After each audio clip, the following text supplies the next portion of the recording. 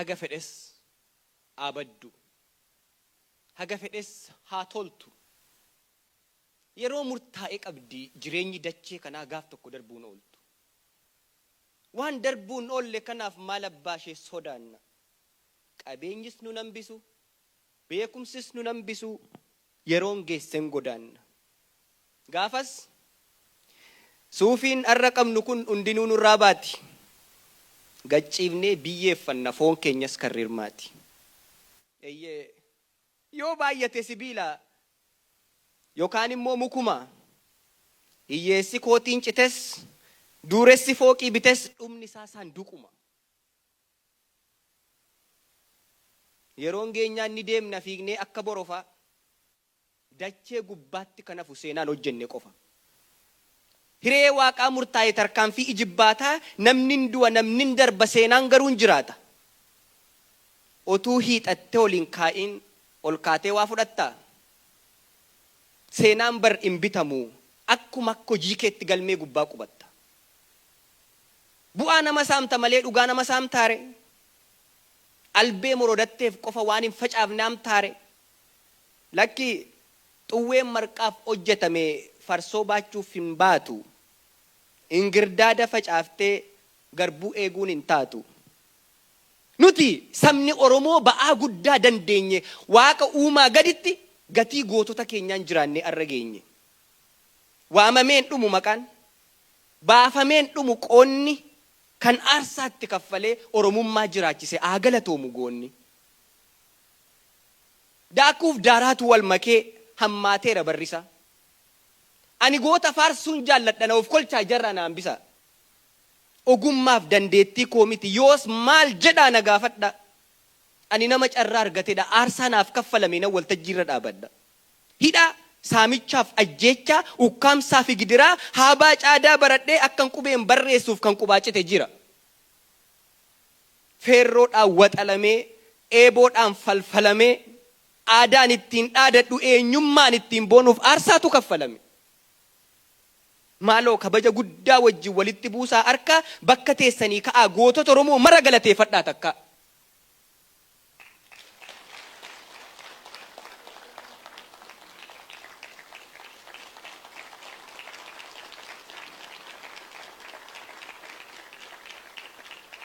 galatooma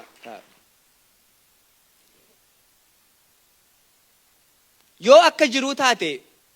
bakkumti jiran biyya garuu ani maltuu karaati asmiti teessoon kiyya dhimma dhuunfaa otuun qabuu dhimma dhuunfaa koo cufee du'a dootii dhageenyaan daalaasii ka'een dhufe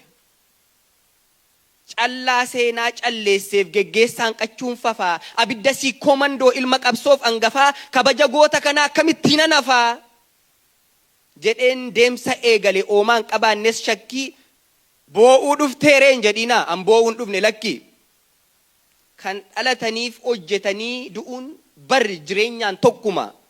nama seenaa dalagee maqaa gaarii kaawwateef an hin boo'u gonkuma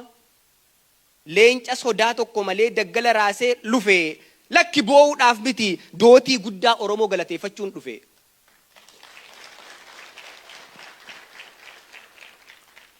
kan doorsisa diinaa jiilee gadin jenne rakkoodha dootii bar nama isaa miti manni isaatuu qabsoodha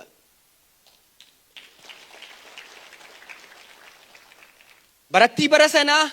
gaafa qabsoon jalqabdee gaafa walga'ii duraa seenaa qabdi galmeerraa mannobbo dootii tura gaafa biyya ofii irratti Oromoo ta'uu yakkaa gaafa aayyoonni keenya abaa'uu hundeessuudhaaf mari'achuuf dhabde bakka dootii turaa gaafa sana taf jedhee lafaa ka'ee qabsaa'ota Oromootiif qabsoo reefuu biqiltuuf bakka dhokannaa ta'e bakka dhabne jettanii bakki hin dhibu jara koo manni koo jira miti hin dhuftanii mana koo jiraanne silaa tolee duunes walumaan duuna gabrummaan maatte kana sodaannee immoo maal fuuna jedhee dubbate dootii onneen abidda gola isaatti bu'uuramte bakkalchi gaafa didda karaa barnootaa jennaan dootiin gorsa Taaddasaa Birruu gurra isaatiin dhaga'ee Oromoo barsiisuudhaaf xiiqii godhatee ka'e hiriyoota kaan waliin gara Finfinnee deemee mootii Haile Sillaasee karra dura dhaabate. Saba kiyyan barsiisaa naaf eeyyamii gaafate. Waanjoo qolee gad qabe lammiirraa cabsuu fedhe agan eeyyama argadhu teessayyuu naqu jedhe. Turus bulus ulfaatus eeyyama san argannaan fiigee Arsii qaqqabee mana barnootaa ijaaree saba barnoota dharra'ee barsiifachuu jalqabe. Ni deeme ni barsiise, ni deeme ni barsiise, ni deeme ni barsiise. Kaaniif riqicha ta'e, kaaniif karaa agarsiise, dhalootaa dhalootatti dungoo seenaa qabsiise. Akkasi seenaan dootii, akkasi seenaan gootaa, dootii abbaa beekumsaa, dootii abbaa barnootaa kan dubbatee hin dheessine dhiira xiiqiin guutama, gaafa walgeettii firaa, gaafa maccaaf tuulama, gaafa rakkoon ammaatte, gaafa qabsoon jabaatte, gaafa ofittummaan citte, gaafa tokkummaan cimte, handhuura ciitii qabsoo wal qunnamsiisaa biyyaa, dootii abbaa magaalaa, dootii abbaa baadiyyaa, shumburaa leensaa lagaa baddeessaan aramanii, dootiin hundumaa keessaa qaba maal keessaa sadhabanii. Karaa fayyaatiin jennaan, karaa fayyaatiin jennaan, fayyaan hundumaa caalaa Oromoon fayyaa taatu jedhee waa'ee fayyaa baratee mana qorichaa dhuunfaa Finfinneetti banate. Dootiin sodaa beekaaree yoo gatiillee baasise mana qorichaa isaayyuu bakka qabsoo taasise. Bu'aa dhuunfaa isaa dhiisee oliif gadi marmaaree Oromoo tajaajile xinnaaf guddaa gargaare. Lakkiin argamtu jedhe bilisummaan tolatti warra qabsoof madoofte warra rasaas taphatte dhoksee yaale golatti kaaniif dawaa funaanee achi erge daggalatti.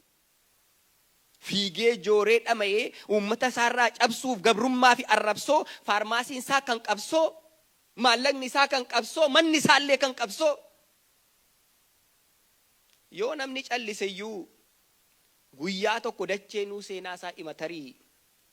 dootii kudhaama baarootumsaa michuu magarsaa barii dhugaa Oromoof hidhame dhugaa Oromoof reebame dhugaa Oromoof laalate gidiraan itti cimee miilli isaallee naafate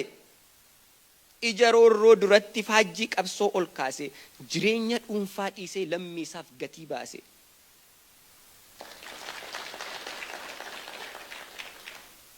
Hidhaaf du'an sodaanne, rakkinaaf harkan laanne, imaanaa sabaan nyaanne. Akka kokkee hudhatti warra mirga isaa sarbe kabajumaan jiraate, kabajumaanis darbe. Nama akkasii boonyaaree himimmaan dhangalaafne, ittiin bobboonna malee gucanni ibse kaafne. Nama akkasii boonyaaree yaanee garaaf garanaa, nama akkasii boonyaaree marxifannee kafana. Warra jiraatti du'e kan boonyuu baay'ee qabnaatti dhiisaa jirana. Warra seenaan hin beekne kan boonyuu baay'ee qabnaatti dhiisaa jirana. Dootii turaa shammannaa goota gootota keessaa lakkii boo'uu dhiisaati galatoomi jedhaati gammachuudhaan geggeessa.